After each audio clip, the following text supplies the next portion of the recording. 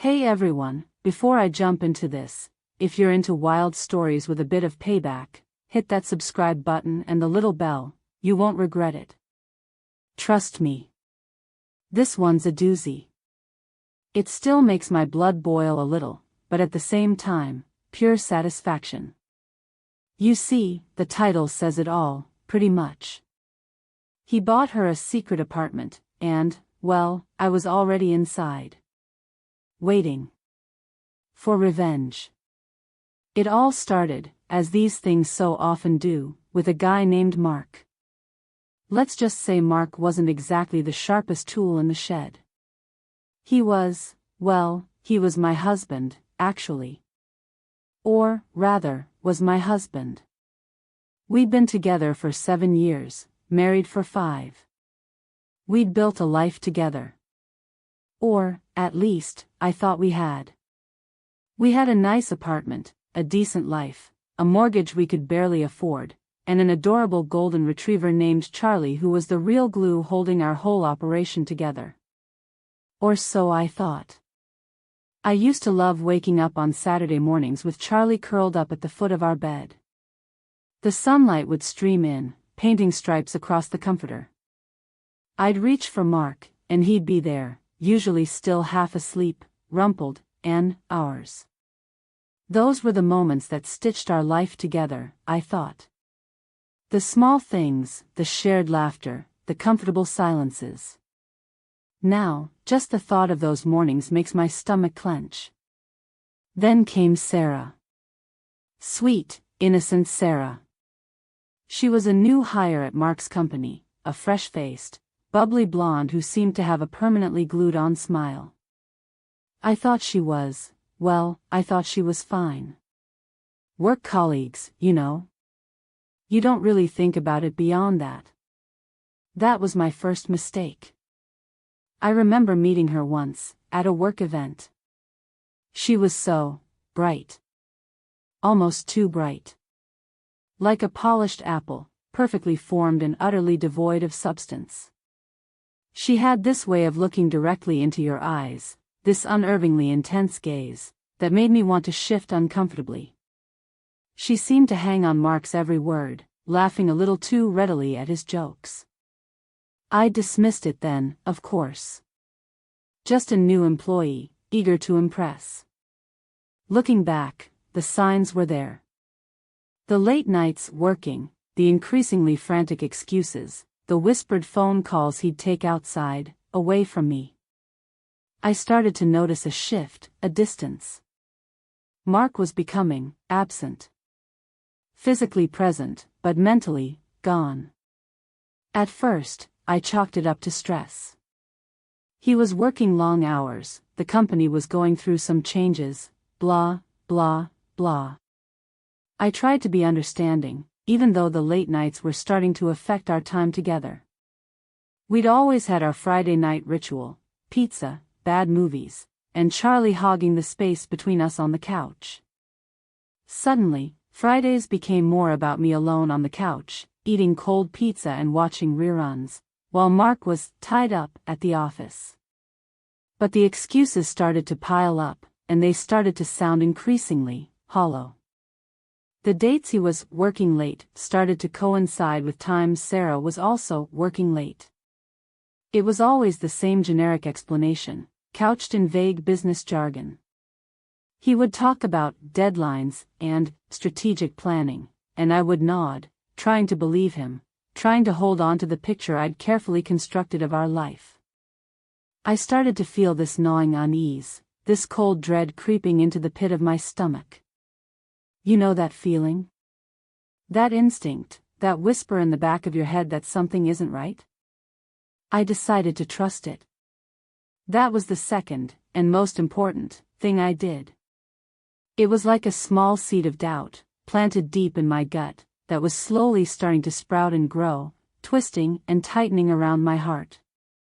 I began to find myself staring at Mark, trying to read his face, trying to decipher the truth in his eyes.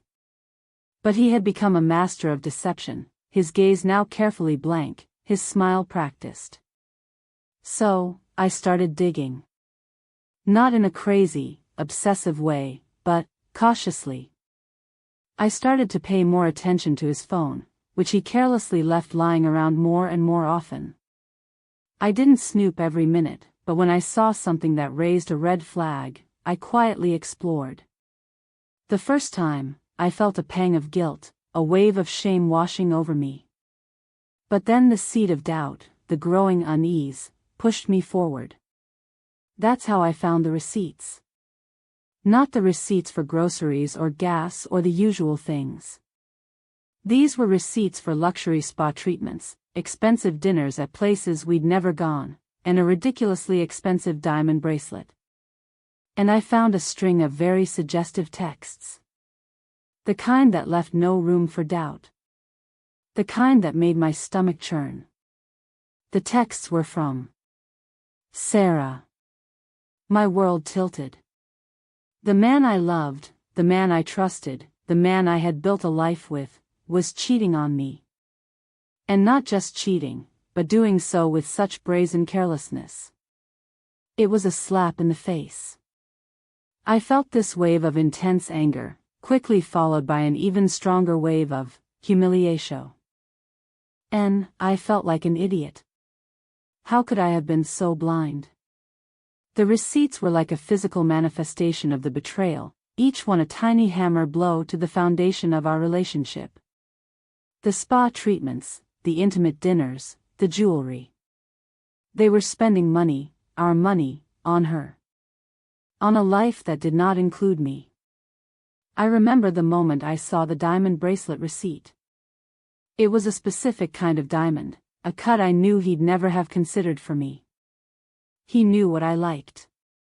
He always knew.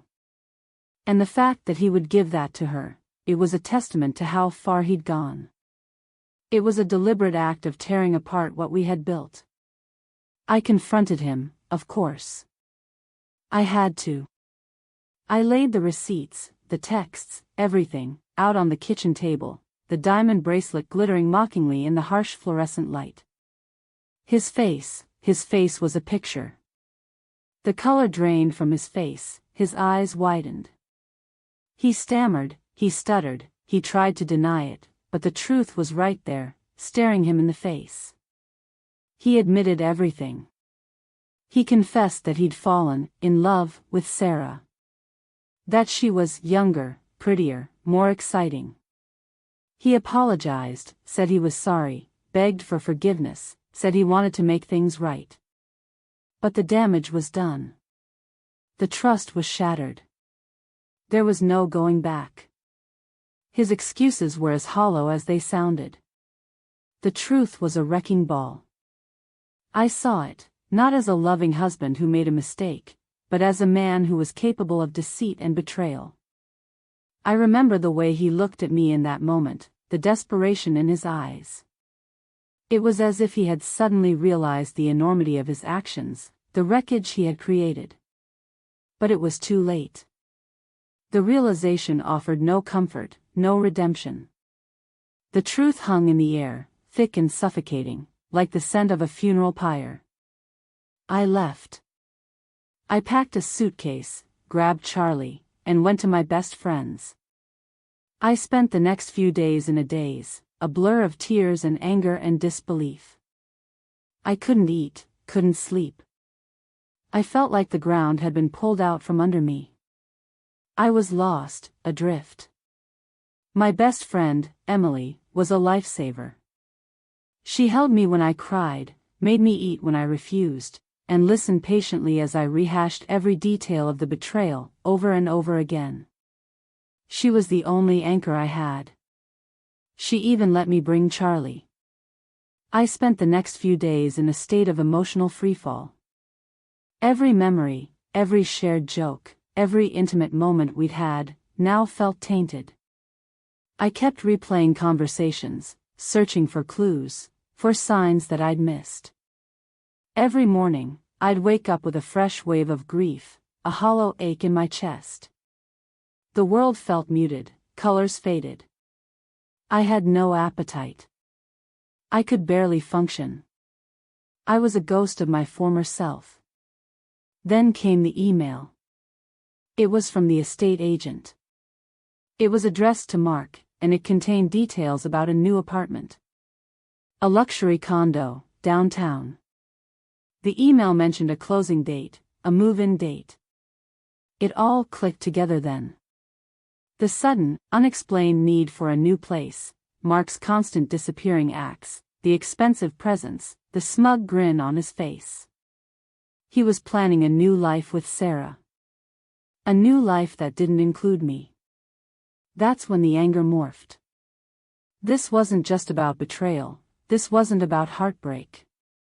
This was about justice. About making him understand the depth of his actions. I wasn't going to let him just walk away, unscathed. I wasn't going to let Sarah waltz into her new life without paying the price. The apartment, the perfect picture. It was a symbol of their new life. A life built on lies. And I knew then, that I wasn't just going to let this slide. I wasn't going to sit on my couch eating ice cream and watching them start their new lives. I was going to do something. I had a plan. And the plan involved that new apartment. I started by doing some digging of my own. I found out the name of the developer, the construction company, the head of the building's security. I was determined. I managed to find a contractor who was still working on some finishing touches in the building, a friend of a friend.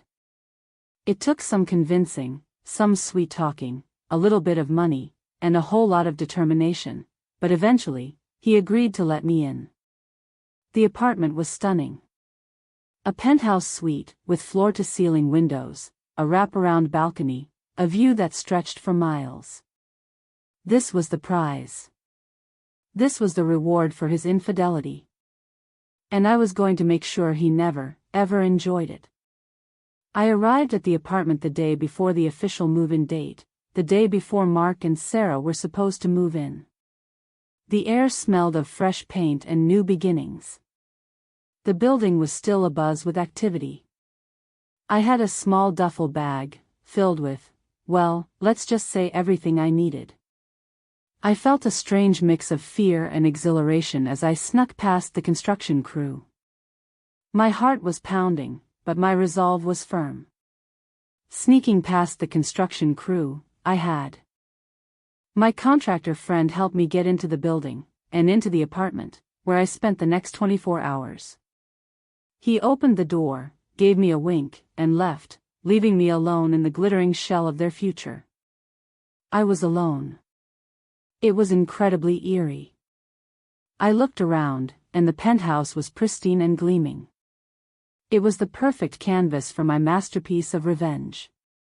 I had a list. And I worked through it meticulously. The idea was to make them feel what I felt. The feeling of violation, of having something precious and cherished be utterly destroyed. The plan had come to me, and every element of it filled me with a surge of vengeful glee. First, I went to the kitchen. The kitchen, I knew, was often the heart of a home. It would become a monument to their betrayal. I filled every cabinet with, well, I filled them with some things that would make the new owners regret their choices. I stocked them with anything and everything that screamed revenge. I'm talking about every kind of expired food, from tuna to mayonnaise. I grabbed all the open bottles of condiments and poured them out. I added some special ingredients, like rotten eggs and a couple of bags of fish heads. I'd made sure to keep it closed in the cupboard so as not to offend the place. It was gonna get smelly fast. And it was gonna get worse. I pictured them, excitedly unpacking, their faces falling as they reached for a can of something and, ugh. Then came the bedrooms. The bedrooms, where they would presumably be spending a lot of time together, enjoying the spoils of their affair. I went to a local hardware store and bought several gallons of the thickest, stickiest, most impossible to remove glitter I could find. I envisioned the glitter. I imagined the sparkle as they moved in, the way it would coat their skin, their clothes, their lives. I found a few more special treats in the bathroom, too. I made sure that the shower heads were coated in something that would create a nasty mold. I bought a box of those tiny, glittery confetti bits, and sprinkled them everywhere. I imagined them cleaning it up. I imagined them, frustrated, and the rage that would set in. Then I hid a few things in every room. Things that would only be discovered after they were settled in. I had fun. I was laughing as I did it, knowing that they would be living in this place. This place. It was mine. Next, the living room.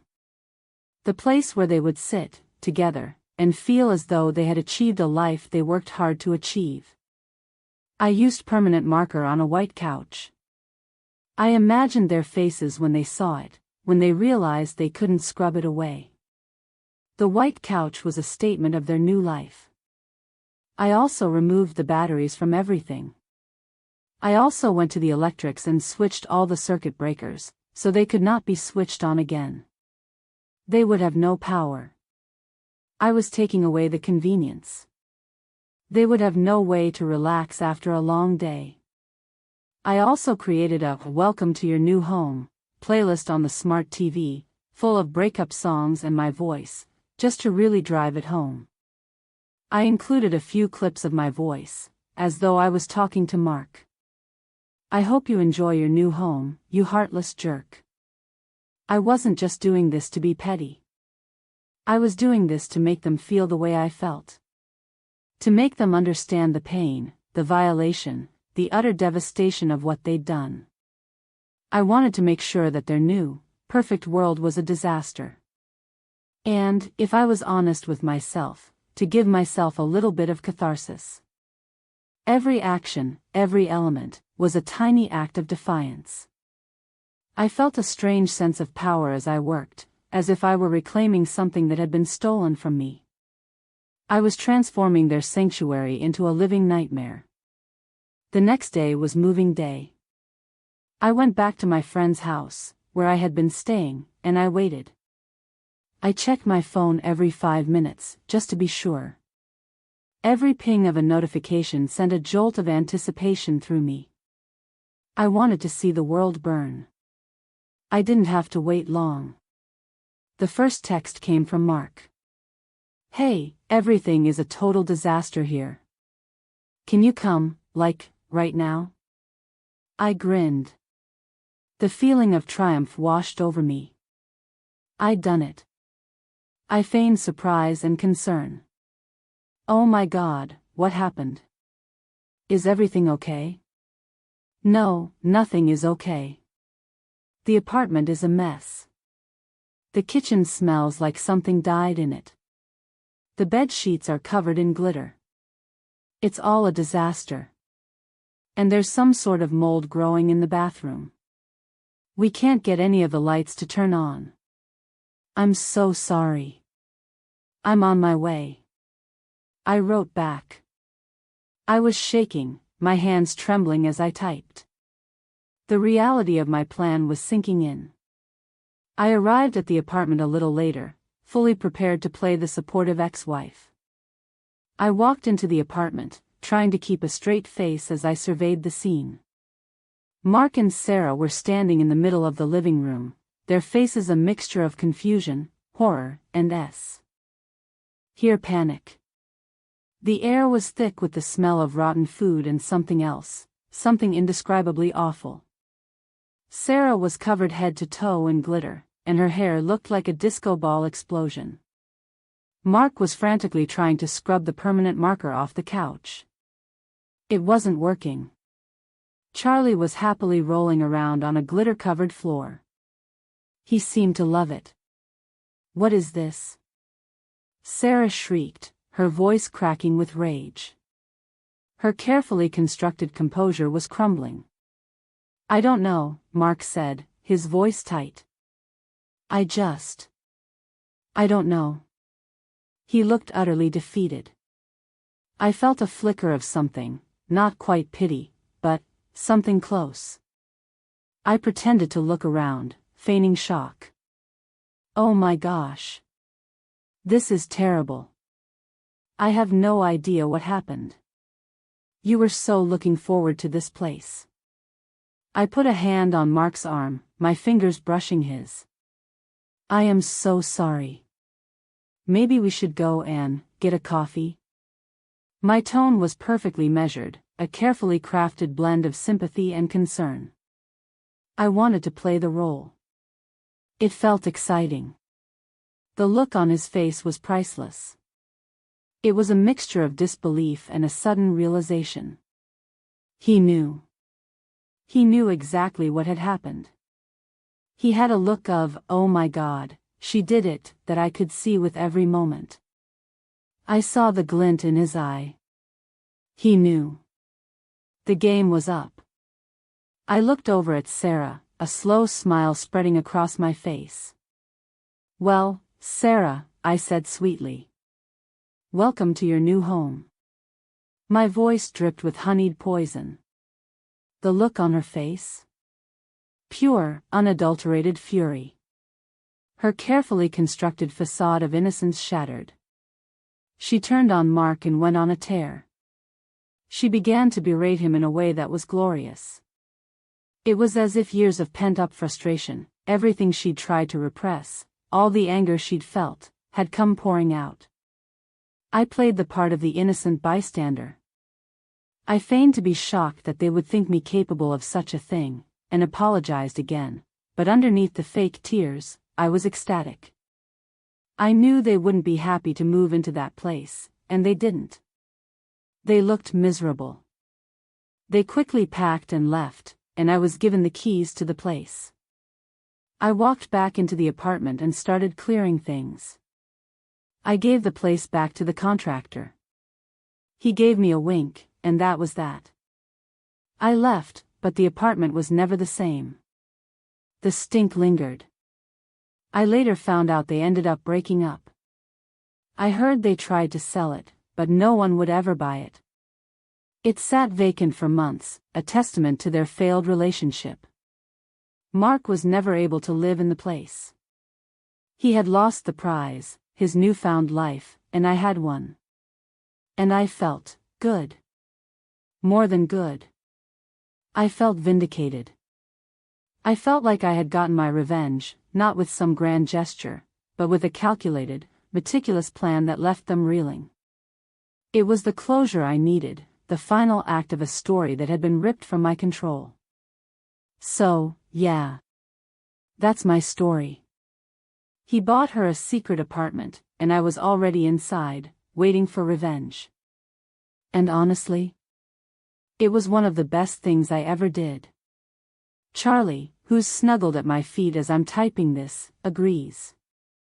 What do you guys think? Was it too much? Not enough? Have you ever had to get revenge on an ex? Let me know in the comments. And hey, if you enjoyed the story, don't forget to like and subscribe for more tales of Reddit justice.